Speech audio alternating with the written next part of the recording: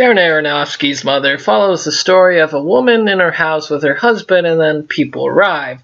That's the plot outline that's best to start with, and best to end with in this particular review, since this will be non-spoilers though. This film is essentially going to be a love-hate, no matter what, I believe, as there's no way you're going to keep with it if you're not enjoying it, or you'll fully embrace what Darren Aronofsky is doing in the film. Now, in terms of the technical aspects, the film takes upon the approach also used in the film Keen, directed by Damian Lewis, where essentially the cinematography is all around the sphere of a single character, and that we see either what they're seeing directly through them, or we're looking right at their face constantly. And in that, it puts us kind of into their shoes with lots and lots of sound effects and various sound effects to create a certain atmosphere and keep everything very self-contained and confined. Now that's all well and good, sure, why not? In technical elements, the film is certainly there to create a certain visceral experience. Overall, though, the film seeks to create this allegory, and in that, it is pretty obvious in its allegory, although it's throwing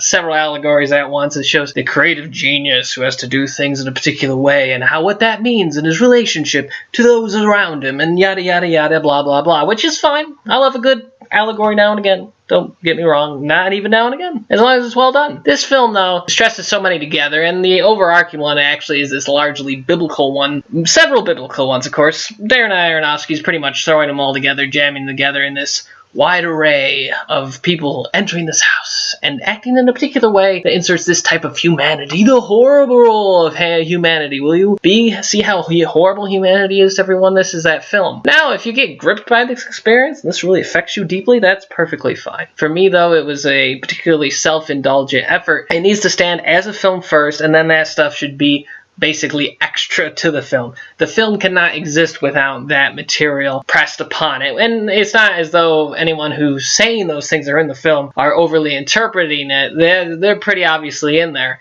However, that does not make it in and itself a good film or a successful film. I found it personally ineffective in this way and became very tiresome very quickly because it became how obvious every allegory was within the film, every piece of symbolism meant. An allegory for an extremely self-indulgent artist who must show everybody his way of the world, and in that way I found the film extremely tiresome. That's why I'd give it only one reel.